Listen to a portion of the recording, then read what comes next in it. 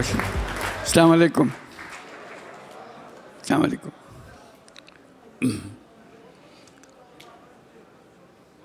আজকে সবার সঙ্গে বসার সুযোগ পেয়ে, দেখা করার সুযোগ পেয়ে অত্যন্ত আনন্দিত হলাম। এটা হঠাৎ করে হয়নি,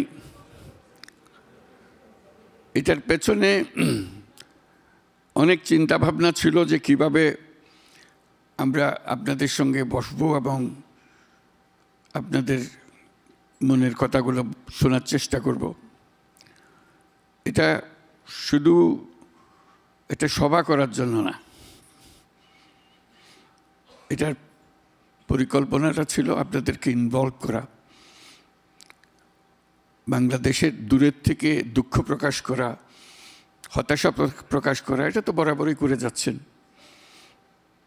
এবার হতাশা এবং আতঙ্ক অনুভব না করে নিজেরা কীভাবে এটার সঙ্গে ইনভলভ হতে পারেন, এটি ছিল বিষয়টা নিয়ে আমরা আলাপ আলোচনা করছিলাম। নিউ ইয়র্ক আসা, জাতিসংঘে আসার ব্যাপারেও একটা পরিকল্পনা ছিল, যেটা একটা বড় বিষয় ছিল রাজনৈতিক নেতৃবৃন্দকে সঙ্গে আনা।